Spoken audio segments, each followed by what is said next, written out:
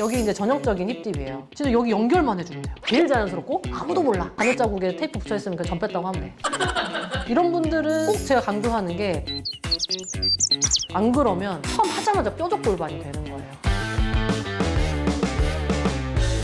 안녕하세요. 20년째 아름다운 바디라인을 설계하는 닥터 김입니다. 골반 필러를 고민하는 사람들 중에 그런 얘기 많이 하세요. 연예인들 보니까 골반 필러 하면 좀 모양이 너무 부자연스럽던데 그렇게 돼요? 여러분들이 염려하시는 뾰족 골반이 되는 것에 대해서 그 원인을 파헤쳐보고 그것을 방지하기 위해서는 어떻게 하면 되는지 얘기를 해보도록 하겠습니다.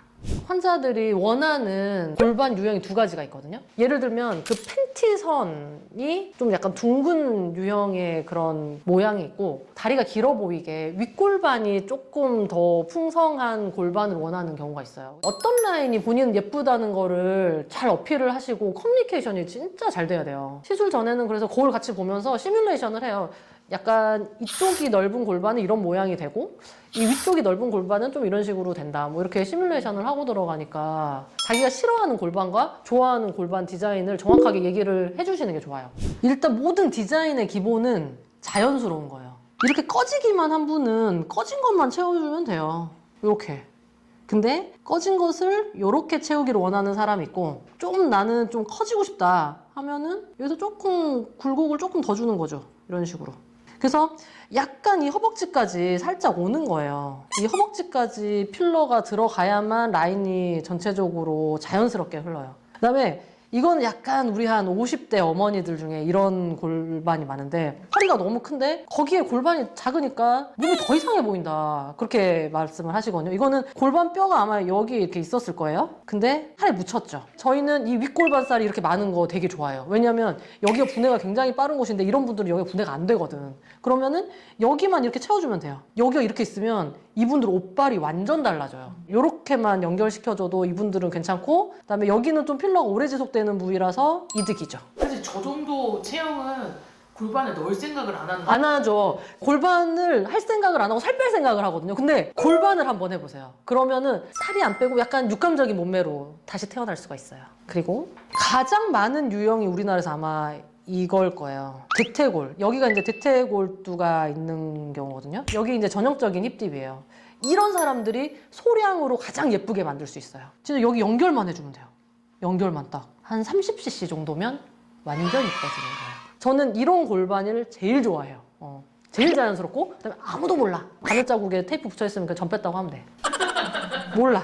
그리고 이런 분들은 이제 승마살이 좀 튀어나와 있고 그 위로 골반뼈가 거의 이제 튀어나오지 않은 사람인데 이런 사람들 보시다시피 윗골반살이 별로 없잖아요. 그래서 이런 경우도 마찬가지로 여기 이제 윗골반부터 만들어서 이 아래까지 연결시켜주는. 그래서 이런 분들도 필러가 조금 많이 소요가 돼요. 여기 있는 이 필러는 좀 분해가 빠르기 때문에 한 6개월 간격으로는 터치업을 좀 꾸준히 해주시는 게 좋다. 계속 터치업을 하다 보면 분해 속도가 점점 느려지거든요. 그러면 나중에는 돈이 또 좀 덜 들어요. 그리고 이제 가장 문제 골반, 무골반.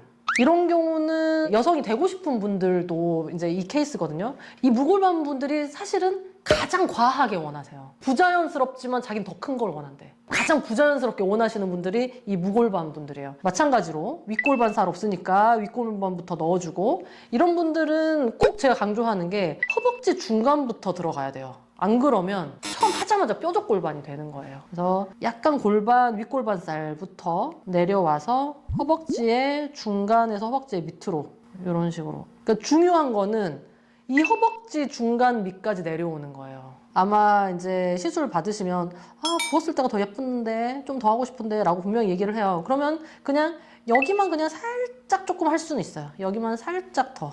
하지만 이런 무골반 체형일수록 너무 키우면 안 된다. 여기가 필러가 가장 많이 들어가죠.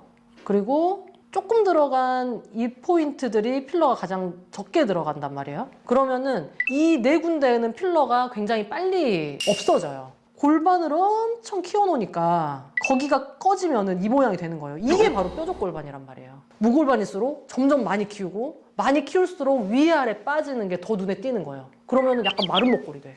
욕심을 너무 많이 내지 마라. 욕심을 좀 부렸다면 6개월 간격으로 터치업을 무조건 위아래를 조금 해줘야 된다. AS가 끊임없이 필요한 상황이 되는 거죠. 돈이 얼마나 많이 들겠어요. 그러니까 욕심을 부릴수록 유지비도 너무 많이 드는 거예요. 보통 뾰족골반이 될까봐 굉장히 불안해 하시거든요. TV에서 뾰족골반 있는 사람들 보면은 나는 저렇게 되기는 싫은데 또 작은 골반은 또 고민이야 라고 생각을 하시거든요. 근데 그거는 본인이 욕심을 안 부리시고 리터치를 좀 어느 정도 정기적으로 해주시면은 절대 그런 모양이 나오지는 않아요. 시술을 적당하게 받는 것도 중요한데 시술하고 후 관리도 더 중요할 것 같아요. 후 관리는 윗골반이랑 약간 허벅지 쪽 거기가 패이지 않게 6개월 간격으로 소량씩 계속 채워주면 돼요. 그리고 이제 어쨌든 거기 가운데 있는 큰 볼륨도 점점 줄어들 거기 때문에 그 양쪽으로 필요한 용량도 조금씩은 줄겠죠. 그래서 본인이 약간 원피스 같은 거 입었을 때 괜찮은 라인을 찾으셔야 돼요. 청바지 입으면 솔직히 티 안 나요. 골반뽕도 청바지 있는 골반뽕이 많은 이유가 티가 안 나요. 옷이 좀 톡톡하기 때문에. 근데 원피스는 바로 티 나죠. 리터치를 하는 방법밖에 없나요? 뭐 따로 집에서도 할 만한 방법 그런 거 없어요. 그러니까 보통 그런 생각을 하는 사람이 있어요. 옆으로 자도 돼요? 옆으로 자도 되죠. 필러가 옆으로 잔다고 해서 퍼져가지고 그대로 고정되는 게 아니거든요. 그렇게 생각하면 뾰족골반 되면은 자기가 막 이렇게 눌러가지고 만들면은 찰흙처럼 만들면은 골반이 다시 만들어지나요? 그건 절대 아니잖아요. 그건 말이 안 되잖아. 내가 어떻게 할 수 있는 건 없어요. 골반 필러 시술 후에 부자연스러운 모양에 대해서 걱정하시는 분들을 위해 오늘 컨텐츠를 기획을 해봤는데요. 뾰족골반에 대해서 발생하는 원인, 그다음에 예방하는 법 좀 이해가 되셨나요? 더 궁금한 점이 있으시면 댓글 달아주시고요. 구독과 좋아요 부탁드려요. 안녕.